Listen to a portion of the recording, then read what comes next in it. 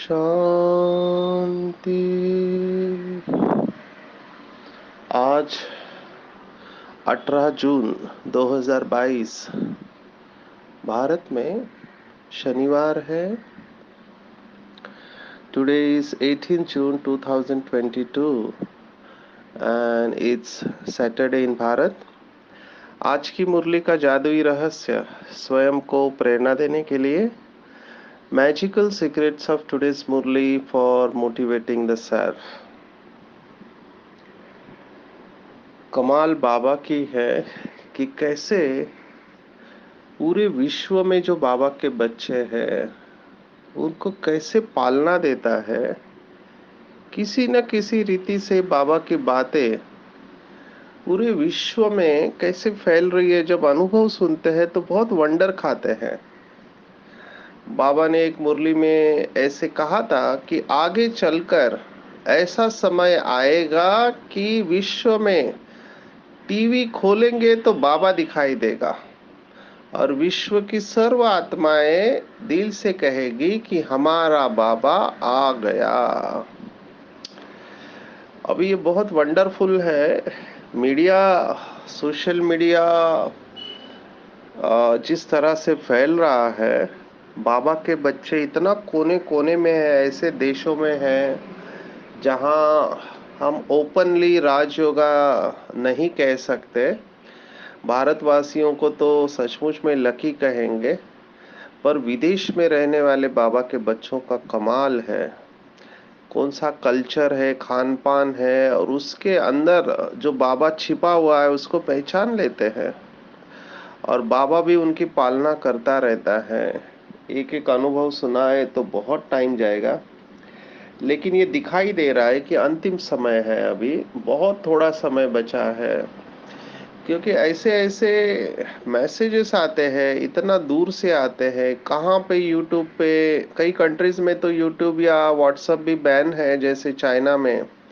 पर भी एक भाई हमारा वो सुनता है कैसे भी करके, सीक्रेट्स ऑफ मुरली उसको पहुंचती है। कमाल है ऐसे बाबा के बच्चों की। तो कहने का भाव ये है कि बाबा अपने हर बच्चों की पालना कर रहा है, क्योंकि वो विश्व का पिता है और उसकी सबसे अच्छी पालना है उसकी श्रीमत या डेली मुरली। अगर मुरली को ही हम अच्छी तरह से स्टडी करें, जैसे कल के सेशन में भी कहा था, reading in between the lines, silence को समझना हर एक के बस की बात होती नहीं है। लेकिन जितनी हमारी बुद्धि सूक्ष्म और दिव्य बनते जाते, हम साइलेंस को भी समझना चालू कर देते हैं। आपको एक इंटरेस्टिंग अनुभव सुनाता हूँ। एक बार अव्यक्त बाप दादा आए थे। अभी सभी दादियाँ, जगदीश भाई वगैरह बैठे थे। बाबा ने एक शब्द भी नहीं उच्चारा, सिर्फ आए, सबको दृष्टि दिया, लंबे समय तक साइलेंस में रहे और बाबा चले गए।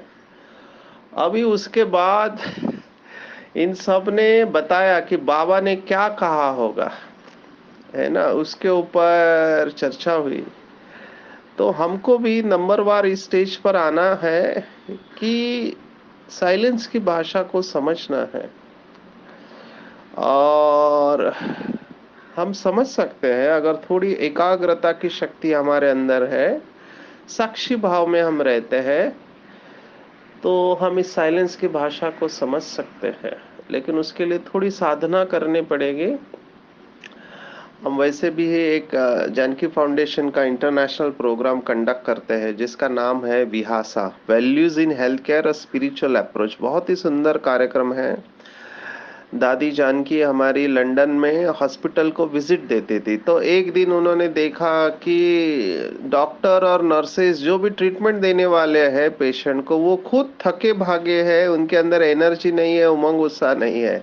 तो दादी को बहुत रहम आया और उन्होंने आके सेंटर पे सुनाया कि ऐसी हालत है, इनके लिए कुछ तो करना चाहिए। तो बाबा के कुछ बच्चे और बाहर के भी ऐसे 9 लोगों की टीम एक साथ बैठी और उन्होंने चिंतन किया कि क्या करना चाहिए। और वंडर है, ये 1-2 दिन नहीं बैठी, 1-2 महीने नहीं बैठे, ये 9 लोगों की टीम जिसमें साइकियाट्रिस्ट थे, स्टाफ नर्स थी, एजुकेशनिस्ट थे, ऐसे अलग अलग क्षेत्र के लोग थे। वो बैठे कितने समय तक? 4 साल तक इन्होंने चिंतन करके ये कोर्स बनाया। आज ये कोर्स 50 देशों में सफल तरीके से किया जाता है और भारत में इसका उद्घाटन, इसका लॉन्चिंग हमारे माननीय राष्ट्रपति डॉक्टर एपीजे अब्दुल कलाम के द्वारा 2006 में हुआ और 2007 से हम इसको कर रहे हैं। बहुत सुंदर कोर्स है दिव्य गुणों के ऊपर। केवल इसका यही एक डिसएडवांटेज है कि इस समय अंग्रेजी में है और शुरुआत में तो हम केवल हेल्थ केयर प्रोफेशनल के लिए कहते थे, मैंने डॉक्टर, नर्सेस, फार्मासिस्ट, एडमिनिस्ट्रेटर, प्रशासक होते हैं, लेकिन वैल्यूज की तो सबको जरूरत है। तो अभी रिसेंटली एक 5 स्टार होटल में भी किया, तो वंडरफुल अनुभव है। अगर मैं अनुभव आपको सुनाने जाऊं तो काफी टाइम जाएगा, इसलिए हम मुरली के ऊपर आते हैं। कहने का भाव यही था कि बाबा अपने बच्चों की किसी न किसी रूप से पालना करता है। आज की साकार मुरली देखो तो आज की मुरली में जो जोड़ियां आई हैं, हम रोज जोड़ियों से समझते हैं कि कौन से शब्द आए हुए। तो पहला शब्द है अधिकारी और अधीन, दूसरा शब्द है समझदार और नासमझ, तीसरा शब्द है तकदीर और तदबीर, तीसरी जोड़ी है। उसके बाद जो शब्द आया है वो है आस्तिक और नास्तिक। इसको भी हम समझेंगे अच्छी तरह से, आस्तिक क्या है और नास्तिक क्या है। उसके बाद जोड़ी है देह अभिमानी और आत्मा अभिमानी। उसके बाद जो शब्द आया है वो रथी और रथवान, ये जोड़ी आई है। उसके बाद है राम राज्य और रावण राज्य।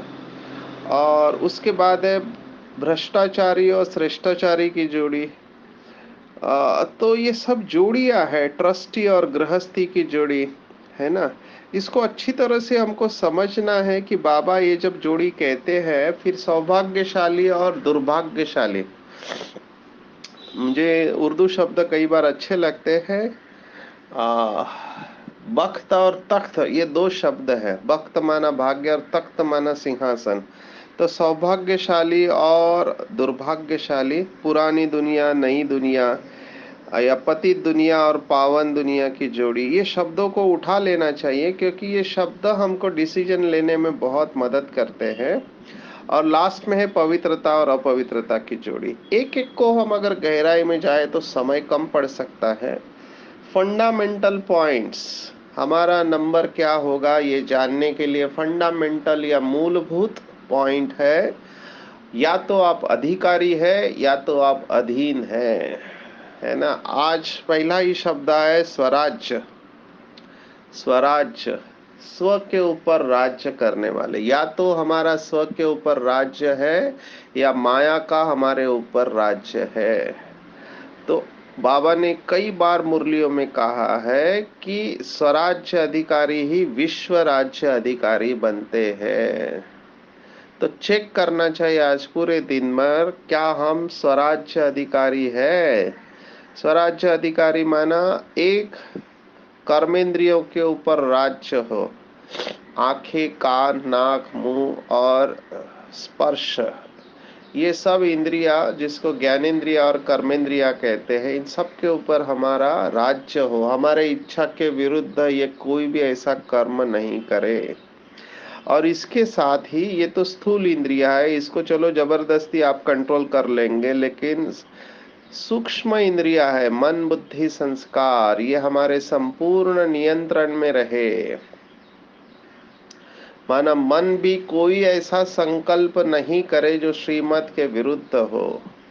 मुख से ऐसे कोई भी बोल नहीं निकले जो श्रीमत के विरुद्ध हो, और संस्कार हमारे जो बाप के संस्कार वो हमारे संस्कार रहे, तभी हम मानेंगे कि आप स्वराज्य अधिकारी है। ऐसे बाबा ने मुरली में कहा है कि मन और बुद्धि जहाँ चाहे जितने समय चाहे हम एकाग्र कर सके, वही स्वराज्य अधिकारी और वही विश्व राज्य अधिकारी बन सकते हैं। क्योंकि यहाँ पर अगर हम इन कर्मेंद्रियों को स्थूल और सूक्ष्म कंट्रोल नहीं कर पाएंगे, है ना। स्वराज्य अधिकारी के दो लक्षण बाबा हमेशा बताते हैं, controlling power and ruling power. एक कंट्रोल करना और एक रूल करना। कमाल रूलिंग की होती है। स्टॉप माना स्टॉप हो जाए, स्टॉप बोलते ही स्टॉप हो जाए, संकल्प चले नहीं। जैसे गाड़ी आप जहां रोकना चाहो ब्रेक मारे उधर ही रुक जाना चाहिए, अगर थोड़ी देर बाद जाके रुक गई तो एक्सीडेंट हो जाएगा। इसको कहते स्वराज्य अधिकारी। स्टॉप माना स्टॉप हो जाए। तो बाबा ने कहा है ऐसे स्वराज्य अधिकारी बच्चे यही विश्व राज्य अधिकारी बनते हैं। तो चेक करना चाहिए कि क्या हमने स्वयं को स्वराज्य का तिलक दिया है। अगर हम खुद को ही कंट्रोल और रूल नहीं कर पा रहे तो राज्य को कैसे कंट्रोल और रूल करेंगे, है ना। बाबा ने कहा मैं आपको कैसे दूं बादशाही, आप अगर खुद के ही अधीन हैं कर्मेंद्रियों के और संस्कारों के। बाबा ने शब्द इस्तेमाल किया। कई बच्चे कहते हैं कि बाबा चाहते नहीं है लेकिन हो जाता है। अगर चाहते नहीं है तो कौन चाहता है, इसका मतलब माया चाहती है। माना पता है ये गलत है, पता है ये व्यर्थ है, पता है फिर भी रोक नहीं पाते हैं, तो उसको अधीन कहेंगे। कोई भी भगवान का बच्चा आप कल्पना करो गुस्सा नहीं कर सकता। भगवान का बच्चा किसी को दुख नहीं दे सकता। बाप समान है ना। तो बाप कैसे है, निरंकारी है, निरंकारी है। अपवित्रता की अविद्या है बाबा को, है ना। Unconditional love and acceptance. कई लोग मुझे कहते हैं नहीं पुरानी दुनिया में तो ऐसा चलना ही पड़ता है। आई एम सॉरी टू से, मैं क्षमा चाहता हूँ, बाबा ने ऐसे किसी भी मुरली में नहीं कहा कि थोड़ा थोड़ा गुस्सा कर सकते हैं करके। बाबा ने तो बैलेंस में चलने को कहा, और वो बैलेंस है लव एंड लॉ का बैलेंस। तो यस, जो प्रशासक होते हैं, एडमिनिस्ट्रेटर होते हैं, उनको सख्त चलना पड़ता है। एक बार बाबा को आर्मी के भाई ने पूछा कि बाबा आप कहते हैं कि ओम शांति रहम करो, लेकिन मेरा ड्यूटी है गोली मारना।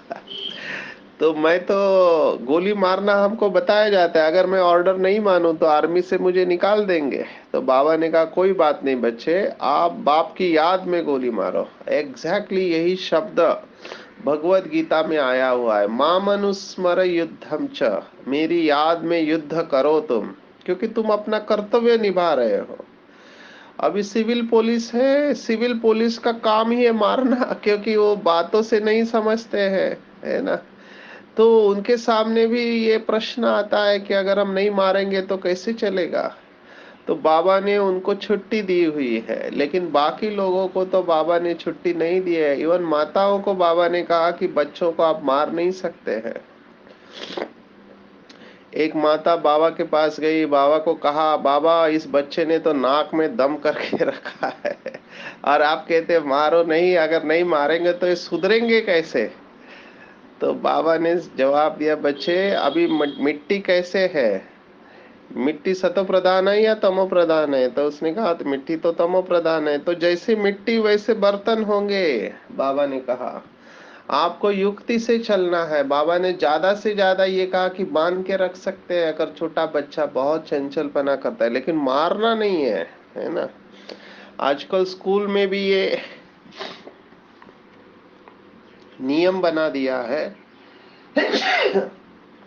सॉरी, आजकल स्कूल में भी ये नियम बना दिया है कि आप मार नहीं सकते हैं, आपकी कंप्लेंट होगी। टीचर्स मार नहीं सकते हैं, उनको प्यार से ही समझाना है क्योंकि वो बच्चे हैं। तो कायदा भी बदल रहा है, और बाबा भी ये कह रहा है कि वो आत्माएं कमजोर है, पीछे आने वाली सभी आत्माएं कमजोर है।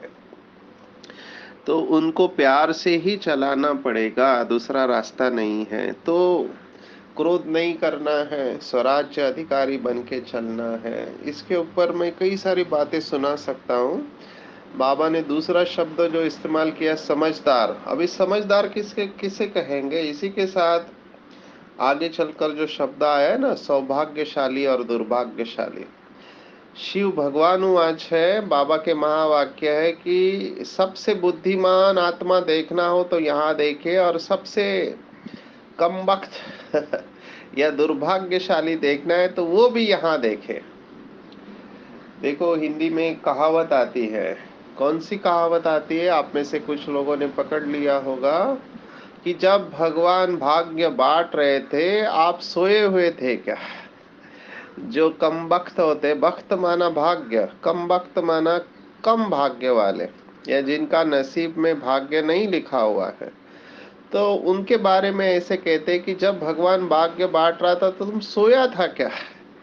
अब ये किसका गायन है? ये बाबा के उन बच्चों का गायन है जो सोते रहते। सोना माना वो स्थूल सोना नहीं, हालांकि अमृत वेला कई बच्चे सोते भी हैं, लेकिन वो नहीं। दिन भर में जब हम अनकॉन्शियस होते हैं, अटेंशन में नहीं रहते हैं, तब इसको सोना ही कहा हुआ है। ये एक प्रकार की नींद है, माया की नींद है।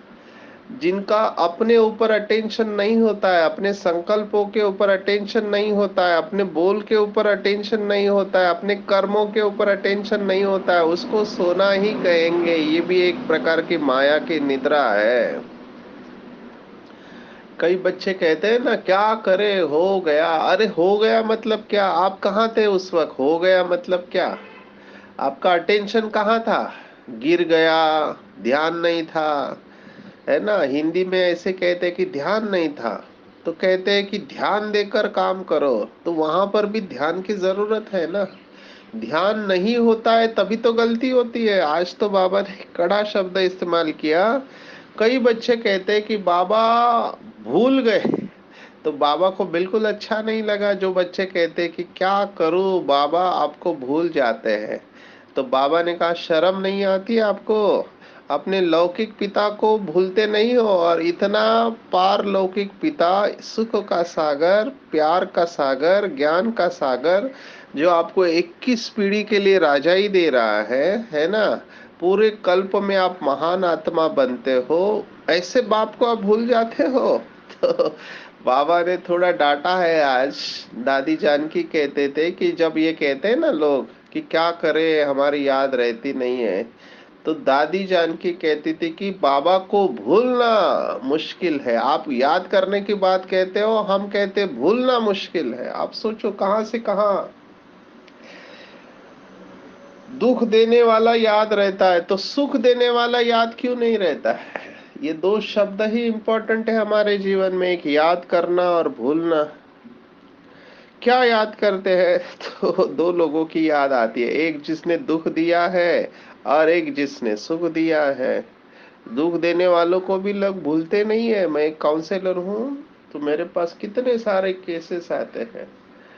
अभी कितने सालों से मुझे कहते हैं कि सर हम उसको भूल नहीं सकते, उसने हमको बहुत दुख दिया है। और वो व्यक्ति अगर साथ में रहने वाला हो तो बात ही खत्म। उसके प्रति शुभ भावना, शुभ कामना निकलना मुश्किल है। मैंने उनको समझाया कि देखो भैया, उसने जो भी किया वो उस समय बेहोश था, बेहोशी के हालत में किया। लेकिन कुछ लोग, आत्माएं, इन चीजों को पर्सनली लेते हैं और सालों साल तक उसको याद रखते। एक भाई ने तो यहाँ तक कहा कि मैं रोज सुबह रिवाइज करता हूँ कि मुझे उसने क्या कहा। मैंने कहा उसका फायदा क्या है? बोलता है, नहीं, उतना गुस्सा मेरे अंदर पैदा होता है उनके प्रति। मैंने कहा फायदा क्या? फायदा ये है कि मैं अभी मैं ऐसे शब्द नहीं इस्तेमाल कर सकता हूँ, लेकिन आप सोचो ये आत्मा क्या कर रही है। बदला लेने में सुख अनुभव करते हैं। अभी ऐसे केसेस है, इसीलिए हमने ना एक सेशन रखा था, रिलीजियस विंग की कॉन्फ्रेंस थी, आपको बताते हैं। उस टॉपिक का नाम था सजा या समझ। सजा या समझ, ये समझ शब्द के ऊपर हम बोल रहे हैं। सजा या समझ, या तो आप समझदार है या तो आप सजा भुगत रहे। अभी ये जो आत्मा जिसके बारे में हमने कहा, जो बदला लेने का भाव रखते हैं, ये समझदारी तो नहीं हुई ना। हाँ, हम स्वीकार करते हैं कि आपको दुख हुआ है, उस आत्मा ने आपका अपमान किया है, अपशब्द इस्तेमाल किया है, आपकी बदनामी की है। कई लोग बदनामी से काफी ये हो जाते हैं, क्योंकि घर घर में जाके बदनामी करते हैं तो नाम खराब होता है। इज्जत के लिए जीते हैं कई लोग, है ना। तो इज्जत गई माना सब कुछ गया, ऐसा समझते हैं, तो बदनाम किया है। तो कई लोग तो इतने सेंसिटिव होते हैं कि बदनामी के वजह से आत्महत्या भी कर लेते हैं। तो कहने का मेरा भाव ये था कि समझदार कौन है। अगर समझो किसी ने ऐसा किया जो नहीं करना चाहिए, तो उसको याद करके किसको फायदा हो रहा है। हम विहासा में कंपैशन करके मॉड्यूल होता है, रहम दिल। तो उसमें हम जो मेडिटेशन लेते हैं, उसमें उनको साइलेंस में लेके जाके उनको अपने जिंदगी के चित्र को देखने को कहते हैं कि आपके जीवन में जो भी घटनाएं हुई है, दुखदाई परिस्थितियां आई है, जिसको आज भी आप याद करके दुखी होते हो, या आपके अंदर अलग अलग भावनाओं का सैलाब आता है, माना उसमें शेड्स ऑफ इमोशन होते हैं। कई बार एम्बेरसमेंट होते हैं, पश्चाताप होता है, या और कोई इमोशंस रहते हैं जब भी गलती होती है। तो अभी भी उन बातों को याद करके ये आत्माएं दुखी होती है।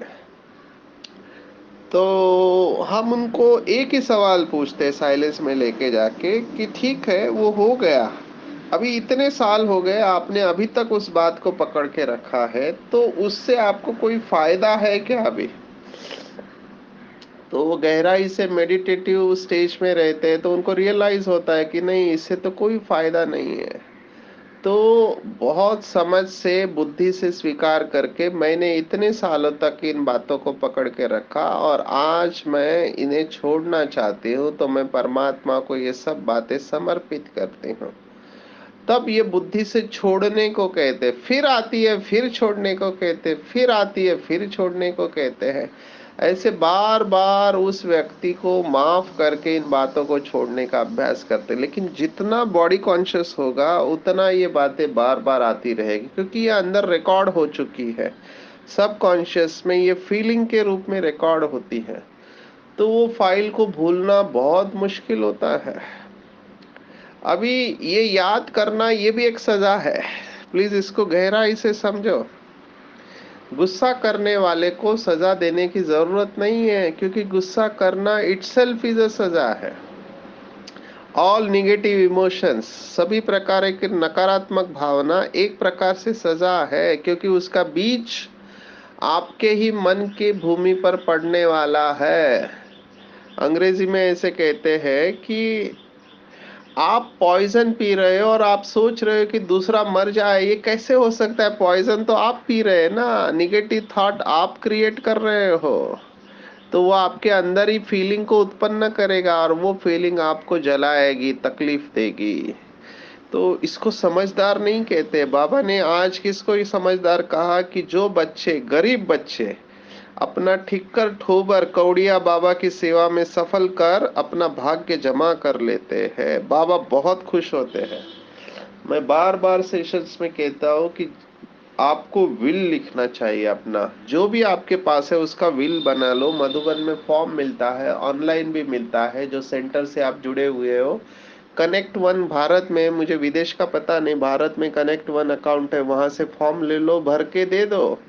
अगर अचानक शरीर छूटा तो आपकी प्रॉपर्टी में जो भी हिस्सा आप यज्ञ में देना चाहो दे सकते हैं। जाने से पहले सब कुछ सफल करो, क्योंकि किसी का भरोसा नहीं है। तो सफल करो और सफलता पाओ। बाबा को बहुत खुशी होती है जो बच्चे तन मन धन से, समय श्वास संकल्प से ईश्वरीय सेवा में सहयोगी बनते हैं। मुझे लोग पूछते हैं आपका योग कैसे अच्छा। मैंने कहा मैं दिन भर वही सोचता रहता हूँ, बाबा और सेवा, दूसरा कोई थॉट ही नहीं है। तो फिर ऑटोमेटिकली याद रहती है ना।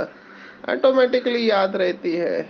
हमको याद करना नहीं पड़ता, ऑटोमेटिक रहती है, क्योंकि दिन भर वही बातें चल रही है। ना टीवी है, ना न्यूज़पेपर है, मुरली और बाबा और सेवा। तो याद का हमको नेचुरली अभ्यास हो गया, चलते फिरते अलग अलग सामान का अभ्यास करता हो। तो बाबा बहुत खुश होता है, और बाबा ऐसे बच्चों को, बाबा ने कहा गरीब बच्चे हैं, ऐसे बच्चों को फर्स्ट क्लास राय देते हैं कि बच्चे ये सब तुम्हारा ही है, तुम ट्रस्टी बन के इसको संभालो।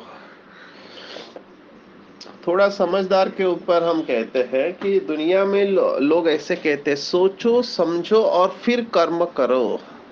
मेरे पास ज्यादातर लोग आते हैं जिनको हम कहते हैं इम्पल्स कंट्रोल डिसऑर्डर, आईसीडी। माना वो अपनी भावनाओं को कंट्रोल नहीं कर पाते हैं, जैसे नशा करने वाले हैं। उनको एक केस आपको सुनाता हूँ, देखो वीआईपी लड़का 3 महीने रिहैब में रहा, पूरा छूट गया ड्रग्स, घर पे आया, मुरली सुनने लगा, बहुत अच्छा लगा, और 3 महीने चले गए। एक दिन घर पे चाय बना रहा था, अभी गैस का लाइटर होता है, लाइटर से गैस जल नहीं रहा था, तो उसने मैच बॉक्स लिया। सबसे बड़ी गलती उससे हो गई कि जैसे ही मैच बॉक्स उसने लिट किया, जलाया माचिस की तीली, उसकी पुरानी फाइल खुल गई। क्योंकि जो ड्रग्स लेते हैं उसमें मैच बॉक्स ही इस्तेमाल करते हैं। वो एक पेपर का फॉइल होता है, उसके ऊपर पाउडर रखते हैं, नीचे से माचिस की तीली से उसको गर्म करते हैं, तो ऊपर से भाप निकलती है जो नाक के द्वारा लेते, बस उसकी वो पुरानी फाइल केवल एक माचिस की तीली से खुल गई, और वो फिर से ड्रग्स लेने लगा। आप देखो कितना सूक्ष्म बात है। एक ऐसा कर्म जिसका कोई कनेक्शन नहीं है, लेकिन पुरानी फाइल खुल गई। मेरे पास कितने केसेस आते हैं, कहते हैं हम काम विकार को बहुत कंट्रोल करते हैं, लेकिन ये पोस्टर लगे हुए रहते हैं बाहर, या वीडियोस देखते हैं फेसबुक के ऊपर या इंस्टाग्राम के ऊपर, या कोई ऐसी एडवर्टाइज देखते हैं, हमारे अंदर वो भावना जागृत हो जाती है। तो बाबा जो कहता है, hear no evil, see no evil, talk no evil, बुरा न देखो, सोचो न करो, न बोलो, ये ऐसे ही नहीं बाबा कहता है। ये टाइट कंट्रोल रखना चाहिए, स्पेशली उन आत्माओं के लिए जिनका विल पावर कमजोर है। तो इनके अंदर ये भावनाएं आती है और विवेक का हरण कर लेते हैं, वो रोक नहीं पाते अपने आप को, इम्पेशेंट हो जाते हैं और ऐसा कर्म कर लेते हैं जो नहीं करना चाहिए। तो इनको समझदार नहीं कहेंगे। 1 सेकंड का गुस्सा आपको जेल में लैंड अप करा सकता है। गुस्से में, मैं अभी इसके ऊपर कितना बोलूं, गुस्से के ऊपर वर्कशॉप लेते हैं हम 8 घंटे का। भारत के बहुत जेल में जाना हुआ सेवा के लिए, तो एक व्यक्ति को मिला मैं जिसने मर्डर किया था। मैंने कहा क्या हुआ, आप तो पोस्ट ग्रेजुएट हो, पढ़ा लिखा व्यक्ति था। उसने कहा क्या करूं भाई साहब, हम तो अच्छे घर से। मैंने कहा फिर हुआ क्या? बोला पता नहीं क्या हुआ, उस समय जब गुस्सा आया, वो गुस्से में क्या किया वो समझ में बाद में पता चला कि वो मर गया कर। तो देख रहे, 1 सेकंड का गुस्सा आपके जिंदगी को खराब कर सकता है ना, जेल में जा सकते हैं। तो सोचो समझो और फिर कर्म करो, ऑटोमेटिक नहीं होना चाहिए। संस्कार माना ऑटोमेटिक, आपको पता ही नहीं चलता कि आपको गुस्सा आया या आप नाराज हो गए, आपका मूड ऑफ हो गया, ये अंदर से संस्कार कंट्रोल कर रहे हैं। इसको स्वराज्य अधिकारी नहीं कहेंगे। आस्तिक और नास्तिक की डेफिनेशन आज बाबा ने दिया है। दुनिया में आस्तिक कहते हैं जो भगवान को जानते हैं, सॉरी, लेकिन आज बाबा ने कहा भगवान ही नहीं, रचयिता के साथ रचना को भी जो जानते हैं, इसलिए उसको आस्तिक कहना है। तो कलयुग में और सतयुग में आस्तिक नहीं है, भले वो भगवान को मानते हैं लेकिन जानते नहीं है यथार्थ रूप में, इसलिए वो आस्तिक नहीं है। तो अपने भाग्य को श्रेष्ठ बनाए, पवित्रता के ऊपर हम थोड़ा समझेंगे। पवित्रता की जो गुह्यता बाबा ने बताई है सचमुच में बहुत गहरी है। बाबा ने कहा पवित्रता रॉयल्टी है, एक मुरली में कहा था सबसे श्रेष्ठ पर्सनालिटी पवित्रता है। ऐसी आत्माएं सदा खुशी में नाचती रहती हैं। मैं जब खुशी के ऊपर सेशन लेता हूँ हमेशा एक सवाल पूछता हूँ कि खुश रहते हैं, सभी हाथ खड़ा करते हैं, हम खुश रहते हैं। अगला सवाल, सदा खुश रहते हैं या कभी खुशी कभी गम है? फिर चुप हो जाते हैं। तो बाबा ने ये कहा आज के मुरले में, कभी खुशी ज्यादा कभी कम ऐसा नहीं होगा। जितना आगे बढ़ते जाएंगे इस ज्ञान में, दिन प्रतिदिन हर समय और खुशी बढ़ती रहेगी। ये है रॉयल्टी वाले आत्माएं, पवित्रता की रॉयल्टी। उनकी वृत्ति, दृष्टि, बोल और चलन सब सत्य होगा। ये ऐसी आत्माएं चित्त से और नयन चैन से भी हर्षित होगी। ऐसे नहीं बाहर से दिखावा की खुशी। कई लोग बाहर से दिखावट की खुशी रखते हैं लेकिन अंदर खुश नहीं रहते। बाबा ने कहा ऐसा नहीं चलेगा, अंदर बाहर एक, हर्षित चित्त, हर्षित मुख। और ये सर्वश्रेष्ठ बल है।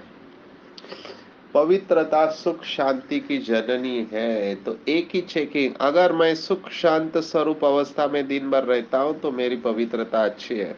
अगर मैं इससे नीचे आता हूं तो मुझे अपने ऊपर काम करना है। अच्छा, आज 18 जून 2022, आज की मुरली के ऊपर मेडिटेशन। अपने आप को बिल्कुल हल्का छोड़ देंगे, सिर से लेकर पांव के अंगूठे तक संपूर्ण शरीर बिल्कुल रिलैक्स, रिलैक्स, लेट गो। ध्यान अपने आप दो आंखों के बीच में जा रहा है। महसूस करेंगे मैं अशरीरी आत्मा हूं, परमधाम निवासी हूं, पवित्रता के सागर शिव बाबा की परम पवित्र आत्मा हूं। मैंने महसूस किया कि मैं ऊंचे ते ऊंचे बाप की संतान हूं, आदि अनादि पवित्र आत्मा हूं। पवित्रता मेरा स्वधर्म है। पवित्रता के सागर शिव बाबा से पवित्रता की किरणें मेरे अंदर समाते जा रही है, समाते जा रही है। जितनी पवित्रता की किरणें मेरे अंदर समाते जा रही है उतनी मेरी खुशी बढ़ते जा रही है। मैं आत्मा देह भाव से परे हो चुकी हूँ।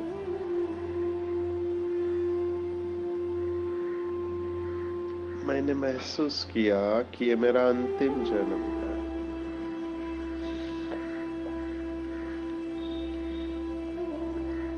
ये पुरानी दुनिया और पुराना शरीर विनाश होने वाला है।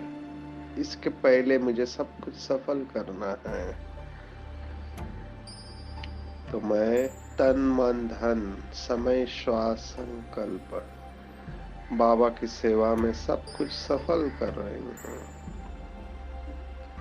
मुझे बहुत अच्छा लग रहा है क्योंकि मैंने कल्प कल्प बाबा की सेवा में अपना सब कुछ सफल किया है।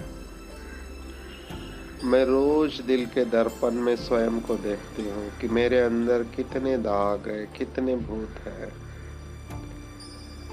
और बाबा की याद से अपने आप को स्वच्छ और पवित्र कर रही हूँ। हर दिन हर तरह से मैं संपन्न और संपूर्ण बनते जा रहे हूँ। मेरे अंदर सत्यता की शक्ति आती जा रही है।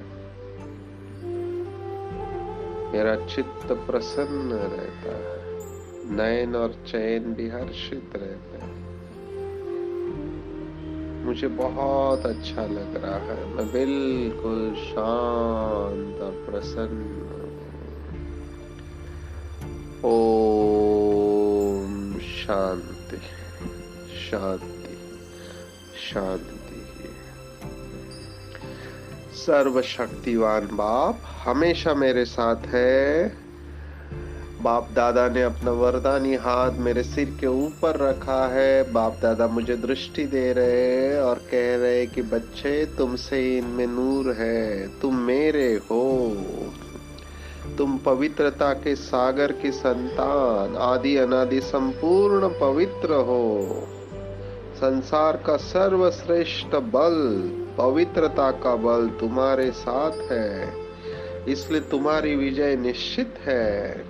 बच्चे तुम स्वराज्य अधिकारी हो क्योंकि मेरी सर्व शक्तियां तुम्हारे साथ है। तुमने कल्प कल्प अपना तन मन धन समय श्वास संकल्प ईश्वरीय सेवा में सफल किया है और ट्रस्टी बनकर तुमने विश्व की सेवा की है। तुम्हारी विजय निश्चित है, निश्चित है, निश्चित है। जाओ विश्व की सेवा करो, विश्व का कल्याण करो। मेरा आशीर्वाद हमेशा तुम्हारे साथ है। बाबा से वरदान पाकर मैं आत्मा हर्षित हो रही है। बाबा को दिल से धन्यवाद दे रही हूँ। मेरा बाबा, मीठा बाबा, प्यारा बाबा, दुलारा बाबा, सच्चा बाबा और अच्छा बाबा, दयालु बाबा, कृपालु बाबा, वाह बाबा, शुक्रिया बाबा, शुक्रिया। अच्छा, ओम शांति।